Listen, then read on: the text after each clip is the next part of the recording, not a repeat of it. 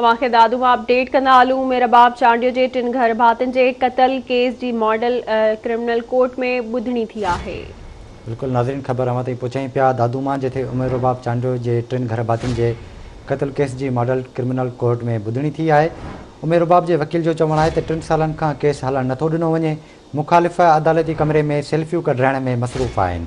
वकील जो चवणु हो त उमेर बाप जी ज़िंदगी खे ख़तरो आहे, उन करे खेसि सिक्योरिटी मिलियल आहे। अवांखे अपडेट कंदा हलूं। ब्रेकिंग न्यूज़ आहे त दादू में उमेर रबाब चांडियो जे टिन घर भातियुनि जे क़त्ल केस जी मॉडल क्रिमिनल कोर्ट में ॿुधणी थी आहे। तफ़सील मालूम कंदासीं। दादू मां आवाज़ टीवी जे रिपोर्टर तारिक लिगारी खां। जी तारिक, कहिड़ा अपडेट्स आहिनि? जी, दादू जे मॉडल क्रिमिनल ट्रायल कोर्ट में उमेर बाप चांडियो जे 3 घर भातियुनि जे क़त्ल केस जी अॼु ॿुधणी थी रही आहे।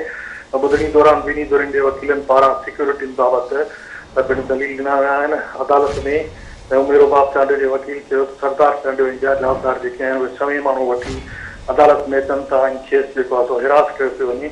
ऐं जॾहिं त हुन जे मौक़िफ़ में जवाब में जेको आहे सो सरदार चांडियो जे वकील चयो त असांजो ज़मीनूं आहिनि, राज बाग आहे ऐं हिते बिरादरी जा माण्हू अचनि था, जंहिं करे अदालत में उन्हनि खे रोके नथो सघिजे। तुरंत हींअर अदालत में जेके दलील आहिनि उहे हलंदड़ आहिनि ऐं केस जी ॿुधणी हलंदड़ आहे अदालत में। ऐं अॼु दलील मुकमल थियण खां पोइ फर्ज़ जुर्म लागू करण बाबति फ़ैसिलो थी सघंदो। जी ठीकु आहे तारिक, वॾी महिरबानी तफ़सील खां आगाह करण लाइ।